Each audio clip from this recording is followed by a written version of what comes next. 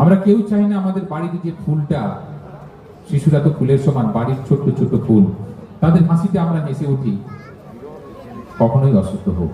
তাই আদিত্য মায়ের একটু কাতর আবেদন আপনাদের কাছে, বা আমাদের, আমি বলবো আমাদের যিনি লাইভ রয়েছেন ওনার কাছেও যাবেন এটা স্ক্রিনে দেওয়ার জন্য।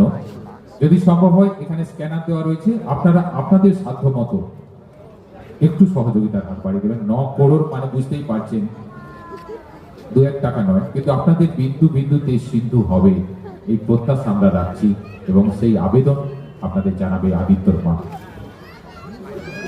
নমস্কার, আমার ছেলে আদিত্য স্পাইনাল মাস্কুলার অ্যাট্রফি রোগে আক্রান্ত। ওর একটি ভ্যাকসিন লাগবে যার দাম এখন প্রায় 9 কোটি টাকা। এই 9 কোটি টাকা আমার পরিবারের পক্ষে জোগাড় করা খুবই অসম্ভব। তাই আমি আপনাদের কাছে হাত জোড়ো করে অনুরোধ করছি, আপনারা যে যা পারবেন একটু সাহায্যের হাত বাড়িয়ে দিন। আপনাদের সাহায্যে আমার ছেলেটা সুস্থ হবে এবং ও কিন্তু পৃথিবীতে বেঁচে থাকতে পারবে আর 5টা বাচ্চাদের মতো।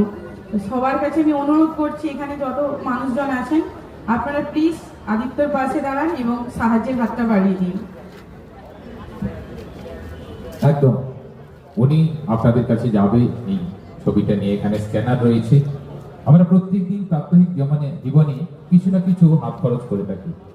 আমরা আমাদের মতো করে, কোনো সীমানা নেই, যদি আমরা সাহায্য করি তাহলে একজন মায়ের মুখে কিন্তু হাসি পড়বে।